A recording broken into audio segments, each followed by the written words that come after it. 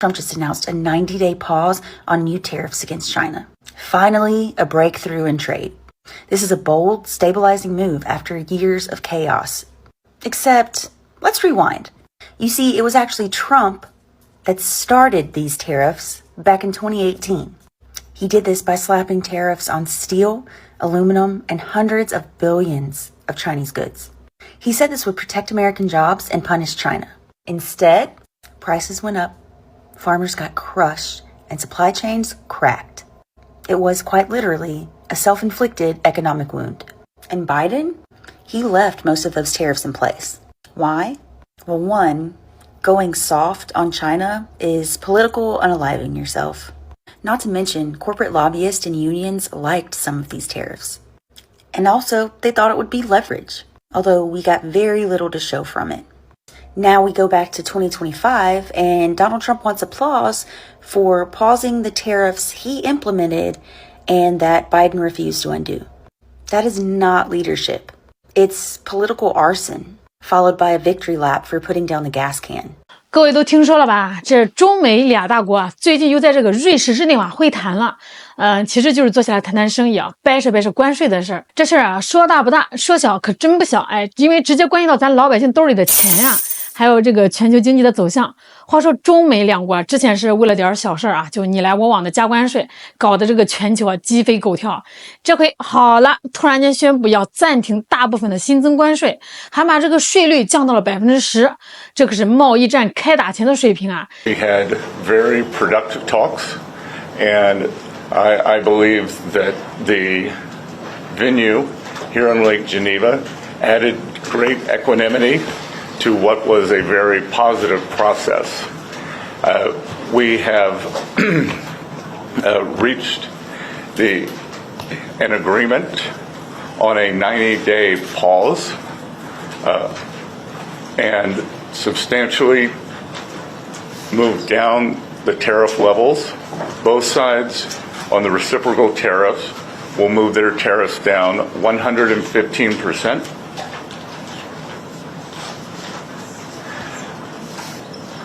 We had very robust discussions.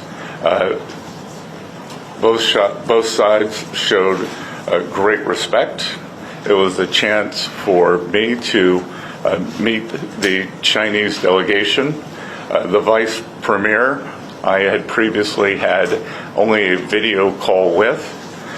Ambassador Jameson was familiar with two of the other leaders on the delegation from his previous time. So there was very good personal interaction.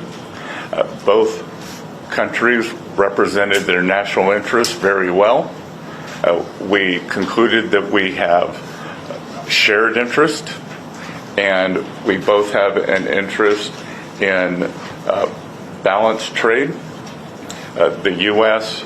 will continue moving towards that. China was the only country that chose to implement retaliation against the United States for this reciprocal tariff. All other countries, withheld and decided that they wanted to negotiate with the United States or simply not retaliate.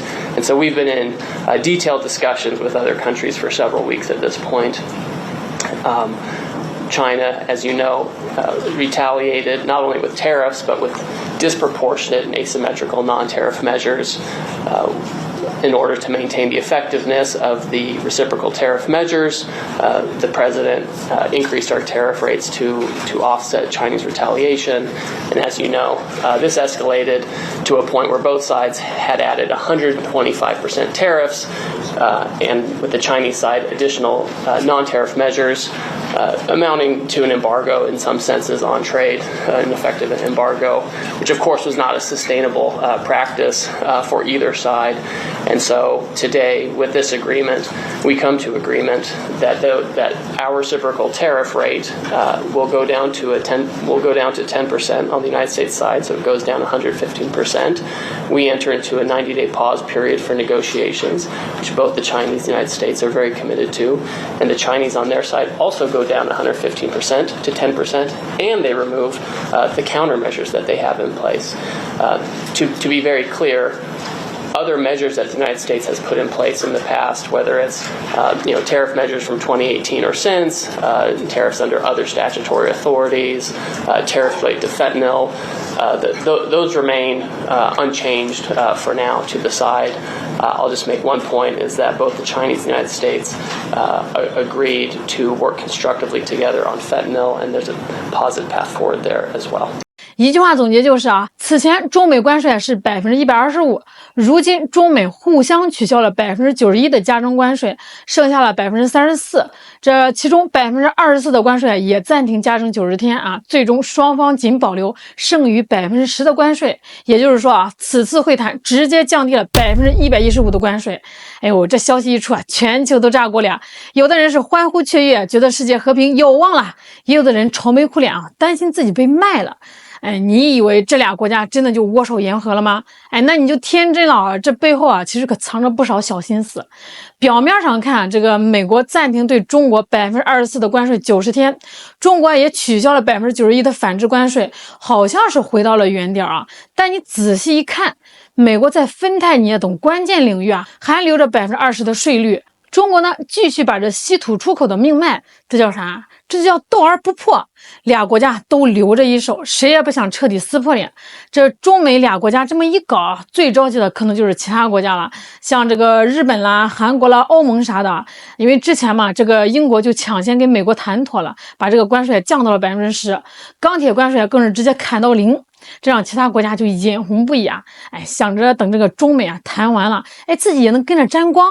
结果呢，这中美是先谈完了，这些国家反而傻眼了，因为美国腾出手来，下一个要收拾的可能就是他们了。说真的啊，这个美国佬也不是好惹的，他们割韭菜也是有一套自己的招数。这第一招啊，就是这个技术上卡你的脖子。哎，你看他们搞什么芯片禁令、数字贸易规则，就是不让你其他国家的高科技产业好好发展。这第二招更狠，玩的什么资源控制？他们就是拉着一帮这个小弟啊，一起把锂啊、钴啊这些重要的矿产给控制起来，而且啊，他们还想让中国放松稀土的出口管制。你说这个算盘打得精不精？第三招就是抡起啥关税大棒啊，动不动就拿国家安全当借口，随便给你加税，逼着你开放市场，或者让你让出好处。就说墨西哥吧，活生生的例子就摆在那儿啊！之前美国就说要打击芬太尼，结果对墨西哥纺织品加了35%的关税，一下子就把墨西哥的出口额给干下去了。还有印度、越南这些国家想偷偷摸摸的搞点转口贸易，想躲过这个美国的关税，结果呢也被美国给盯上了。这些国家啊，不像中国这么厉害，能自己重新搞一套供应链出来，哎，也没啥政治资本给这个美国硬碰硬，只能眼睁睁的看着自己被美国割韭菜了。当然啊，这个中国肯定也不是吃素的，在这场谈判中，中国坚守了2条红线。第一条，稀土管制权没得商量；第二条，美国必须彻底取消单边关税。中国这种以时间换空间的策略啊，让它在博弈中啊占了主动。对咱们的中小企业来说，中美暂时不加关税啊，肯定是好事啊。但说实话啊，你长远看来，这全球的供应链去风险化这事儿已经是大方向了。这啥叫去风险化？说白了就是你别把所有的宝啊都压在一个地方，哎，就像这个鸡蛋，你不能都放在一个篮子里，这万一摔了，那不就全完了吗？你看啊，中国的光伏企业就在墨西哥啦、泰国这些地方建厂，就是为了绕开美国那些贸易壁垒。锂电池厂呢，也赶紧跑到摩洛哥这些非洲国家去布局。总的来说，中美这次谈的呀，就像两个大国在打牌。谁能像以前的英国那样抓住机会抢占先机，谁又能像墨西哥那样被逼着割肉让步？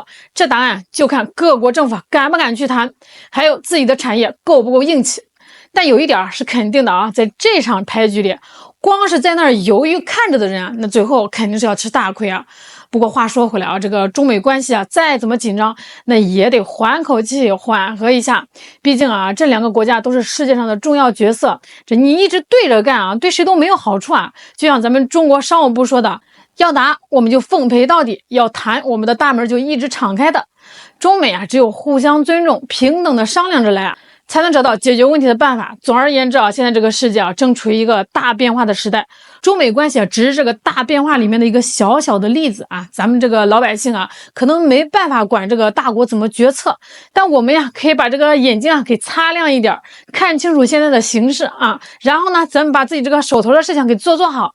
好了，今天就给大家聊到这儿，希望能帮到大家。我是小懒，记得订阅、点赞、关注哦，感谢您的支持，感谢。